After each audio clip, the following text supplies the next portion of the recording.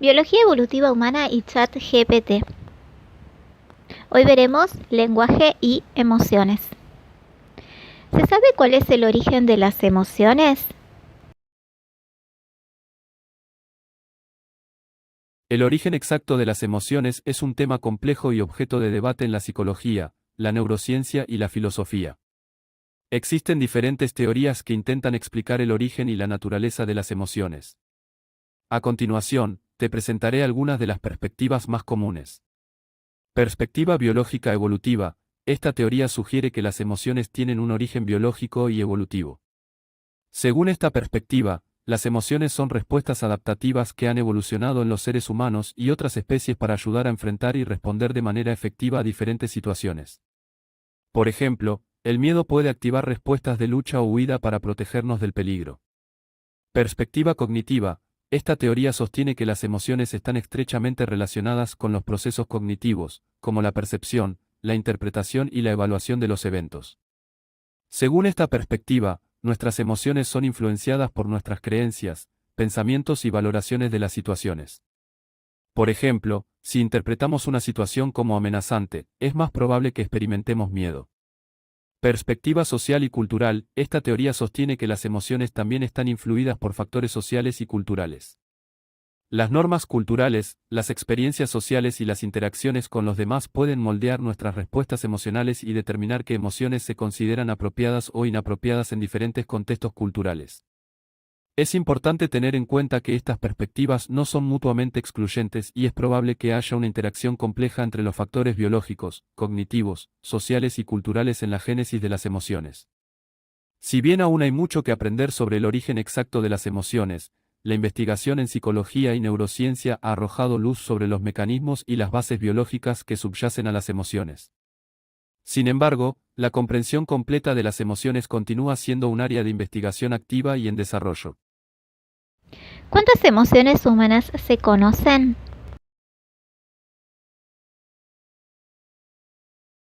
No hay un consenso definitivo sobre el número exacto de emociones humanas, ya que diferentes teorías y enfoques han propuesto diferentes clasificaciones. Las emociones son experiencias subjetivas complejas que pueden variar en su intensidad y manifestación según el contexto y la cultura. Una de las teorías más conocidas es la propuesta por el psicólogo estadounidense Paul Ekman, quien identificó 6 emociones básicas universales: felicidad, tristeza, miedo, ira, sorpresa y aversión o disgusto. Estas emociones básicas se consideran universales, ya que se han encontrado en diversas culturas alrededor del mundo. Sin embargo, otros investigadores y teóricos han propuesto listas más amplias que incluyen emociones más específicas o combinaciones de emociones básicas. Por ejemplo, Robert Plutchik propuso un modelo de rueda de emociones que incluye 8 emociones básicas y sus combinaciones, como el amor, la culpa, la vergüenza y la confianza. Además, algunos enfoques teóricos sugieren que las emociones son continuas y pueden existir en un espectro, en lugar de ser categorías discretas. Estos enfoques argumentan que las emociones se pueden combinar y experimentar en diferentes grados. En última instancia, la determinación del número exacto de emociones depende de cómo se defina y clasifique una emoción. Es un tema de debate y exploración en la investigación científica. Lo importante es reconocer que las emociones humanas son diversas y complejas, y pueden variar en su experiencia y expresión individual. ¿Qué significado tiene cada una de las emociones propuestas por Ekman y Plutchik? Emociones básicas según Paul Ekman. Felicidad se caracteriza por sentimientos de bienestar, satisfacción y alegría. Tristeza implica sentimientos de pena, melancolía y desánimo. Miedo involucra una respuesta de alarma ante una amenaza o peligro percibido. Ira se manifiesta como una emoción de enfado, irritabilidad y frustración. Sorpresa surge ante un evento inesperado o novedoso. Aversión/disgusto está relacionada con el rechazo o aversión hacia algo desagradable o repugnante. Emociones básicas y combinadas según Robert Plutchik. Alegría es una emoción positiva asociada con la felicidad y el contentamiento. Tristeza se caracteriza por sentimientos de pesar y desánimo. Miedo involucra una respuesta de alarma ante una amenaza o peligro. Ira es una emoción negativa relacionada con la irritación y la hostilidad. Sorpresa surge ante una situación inesperada o desconocida. Anticipación implica una expectativa o preparación para eventos futuros. Confianza está relacionada con la seguridad, la fe y la creencia en algo o alguien. Asco es una emoción de aversión y repugnancia hacia algo desagradable. Vergüenza involucra sentimientos de humillación y autoconciencia negativa. Culpa se refiere a la responsabilidad o remordimiento por un acto negativo. Amor es una emoción positiva de afecto y conexión emocional. Ira, similar a la ira de Ekman, se relaciona con el enfado y la hostilidad. Miedo, similar al miedo de Ekman, implica una respuesta de alarma ante una amenaza. Sorpresa, similar a la sorpresa de Ekman, surge ante algo inesperado. Expectativa, es una anticipación emocional de algo positivo. Seriedad, se refiere a la gravedad y la seriedad de una situación. Disgusto, similar al asco de Ekman, implica aversión hacia algo desagradable. Deseo, implica anhelo o anhelo de algo. ¿Qué función cumple cada emoción? ¿Qué nos quieren decir? Cada emoción cumple una función específica que nos ayuda a adaptarnos y responder a diferentes situaciones. A continuación, se describen algunas de las funciones comunes asociadas a cada emoción. Felicidad, la función principal de la felicidad es indicar bienestar y satisfacción. Nos impulsa a buscar experiencias y situaciones que nos brinden alegría y placer. Tristeza, la tristeza tiene la función de señalar pérdidas, decepciones o situaciones negativas. Nos permite procesar y expresar nuestras emociones, así como buscar apoyo y consuelo. Miedo, el miedo es una emoción que nos alerta sobre peligros y amenazas potenciales. Su función es activar respuestas de autodefensa y motivarnos a evitar situaciones que puedan poner en riesgo nuestra seguridad. Ira, la ira surge cuando percibimos una injusticia, frustración o violación de nuestros límites. Su función es movilizar energía para protegernos, establecer límites adecuados y hacer frente a situaciones desafiantes. Sorpresa, la sorpresa se produce cuando algo inesperado ocurre. Su función es prepararnos para adaptarnos rápidamente a la nueva información y evaluar su relevancia y significado. Aversión/disgusto, el asco o disgusto nos ayuda a evitar y rechazar sustancias o situaciones desagradables que pueden ser perjudiciales para nuestra salud. Estas son solo algunas de las funciones generales asociadas a cada emoción. Cabe destacar que las emociones son experiencias subjetivas complejas y su función puede variar según el contexto y la persona. Además, las emociones también desempeñan un papel importante en la comunicación y la conexión social, ya que nos permiten expresar nuestros sentimientos y entender los de los demás. Un funcionamiento desmedido de las emociones. ¿Qué enfermedades o trastornos podrían causar? Un funcionamiento desmedido de las emociones puede estar asociado con varios trastornos y enfermedades. A continuación, se mencionan algunos ejemplos. Trastornos de ansiedad. Los trastornos de ansiedad, como el trastorno de ansiedad generalizada, el trastorno de pánico y el trastorno de estrés postraumático, se caracterizan por una respuesta excesiva de ansiedad ante situaciones o estímulos que no representan una amenaza real. En estos trastornos, las emociones de miedo y ansiedad pueden estar desreguladas, provocando una activación fisiológica y cognitiva intensa y persistente. Trastorno del estado de ánimo. Los trastornos del estado de ánimo, como la depresión y el trastorno bipolar, implican alteraciones en la regulación emocional. En la depresión, puede haber una disminución o ausencia de emociones positivas, junto con un aumento de emociones negativas como la tristeza y la desesperanza. En el trastorno bipolar, los episodios maníacos están caracterizados por un aumento desmedido de la energía y del estado de ánimo. Trastornos de control de los impulsos. Los trastornos como el trastorno explosivo intermitente, la cleptomanía y la ludopatía están asociados con dificultades para regular emociones intensas y la impulsividad desmedida.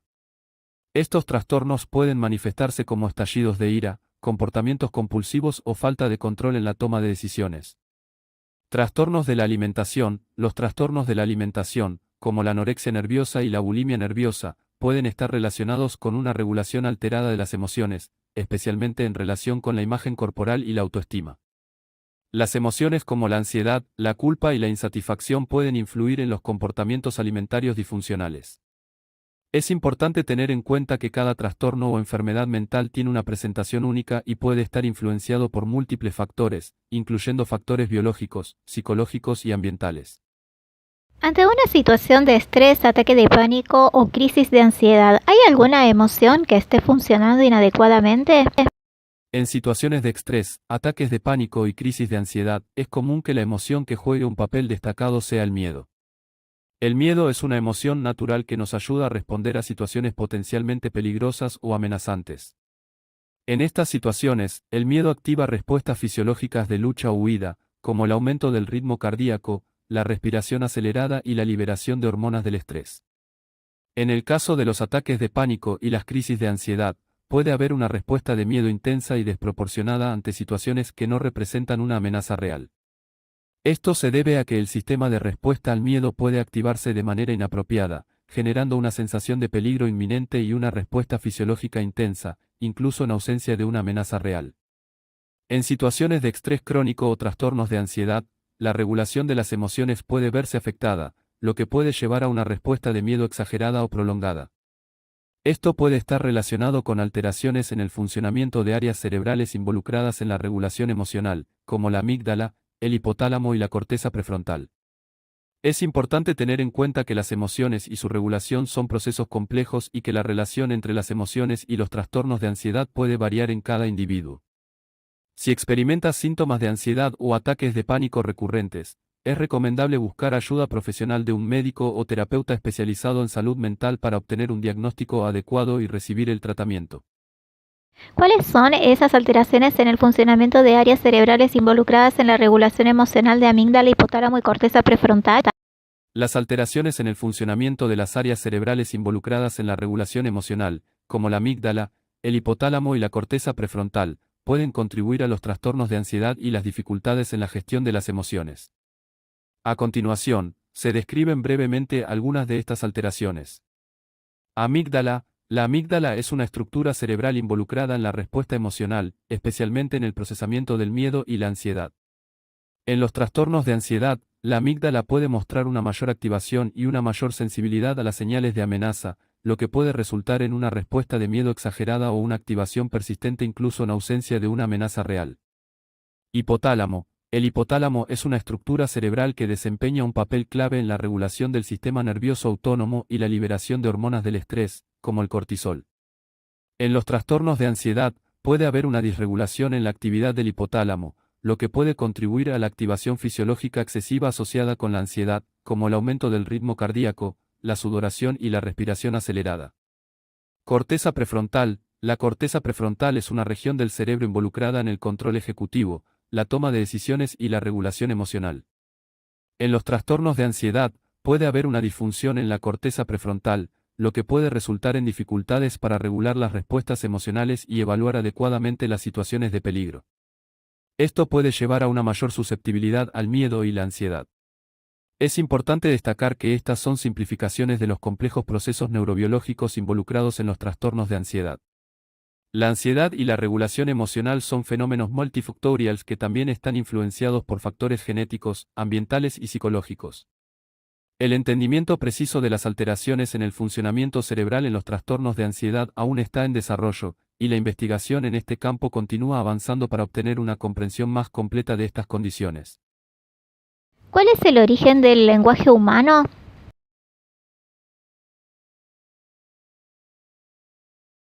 El origen del lenguaje humano es otro tema complejo y debatido en el campo de la lingüística, la antropología y la neurociencia. Aunque no existe un consenso definitivo sobre cómo surgió el lenguaje humano, existen varias teorías y enfoques que intentan explicar su origen. Aquí se presentan algunas de las teorías más conocidas. Teoría innatista o biológica. Esta teoría propone que los seres humanos tienen una capacidad innata para adquirir y desarrollar el lenguaje. Según esta perspectiva, el lenguaje es una facultad específica de la especie humana, y su origen se encuentra en una estructura cognitiva única en nuestro cerebro. Esta teoría es defendida, en particular, por el enfoque de la gramática universal propuesto por Noam Chomsky. Teoría evolutiva. Esta teoría sugiere que el lenguaje humano evolucionó gradualmente a lo largo del tiempo como resultado de la presión selectiva. Se cree que el lenguaje se desarrolló como una adaptación ventajosa que permitió a nuestros antepasados comunicarse de manera más efectiva, cooperar, transmitir conocimiento y coordinar acciones en grupos sociales. Teoría gestual. Según esta teoría, El lenguaje humano tiene sus raíces en la comunicación gestual. Propone que los gestos y las señales visuales fueron los precursores del lenguaje hablado. A medida que nuestros antepasados desarrollaron la capacidad de producir sonidos articulados, los gestos se combinaron con el habla para formar un sistema de comunicación más sofisticado. Teoría social y cultural. Esta teoría enfatiza el papel de los factores sociales y culturales en el origen y desarrollo del lenguaje humano. Sugiere que el lenguaje surgió como resultado de la necesidad de los seres humanos de cooperar, compartir información y transmitir conocimiento en contextos sociales y culturales específicos. Es importante destacar que estas teorías no son mutuamente excluyentes y es probable que haya una interacción compleja entre los factores biológicos, cognitivos, sociales y culturales en el origen del lenguaje humano. El estudio del origen del lenguaje humano es un área activa de investigación y sigue siendo objeto de debate y exploración. Aunque aún no se ha llegado a una respuesta definitiva, los avances en la lingüística, la antropología y la neurociencia continúan brindando nuevas perspectivas sobre cómo surgió y se desarrolló el lenguaje humano. Con relación a las áreas del cerebro de Broca y Wernicke, ¿qué función cumplen? Las áreas de Broca y Wernicke son regiones del cerebro asociadas con el procesamiento del lenguaje. A continuación, se describen las funciones de cada una. 1. Área de Broca. El área de Broca se encuentra en la región frontal del hemisferio dominante, generalmente el hemisferio izquierdo en la mayoría de las personas diestras. Esta área desempeña un papel fundamental en la producción del habla y la generación del lenguaje. Es responsable de la planificación y coordinación de los movimientos musculares necesarios para articular las palabras y formar oraciones gramaticalmente correctas. Cuando el área de Broca está dañada, puede causar dificultades en la producción del habla, como la fascia de Broca, en la que la persona puede tener dificultades para expresarse verbalmente, pero la comprensión del lenguaje puede estar relativamente intacta. 2. Área de Wernicke. El área de Wernicke se encuentra en la región temporal posterior del hemisferio dominante. Esta área está involucrada en la comprensión del lenguaje y el procesamiento semántico. Es responsable de la interpretación y comprensión de las palabras habladas y escritas, así como de la formación de significado y la asociación de palabras con conceptos. Cuando el área de Wernicke está dañada, puede causar dificultades en la comprensión y la producción del lenguaje, dando lugar a la fascia de Wernicke, en la que la persona puede hablar con fluidez, pero el lenguaje puede ser incoherente y carente de significado. Estas dos áreas cerebrales trabajan en conjunto con otras regiones del cerebro para permitir la comunicación verbal efectiva y el procesamiento del lenguaje. Su funcionamiento adecuado es esencial para el habla, la comprensión y la expresión del lenguaje.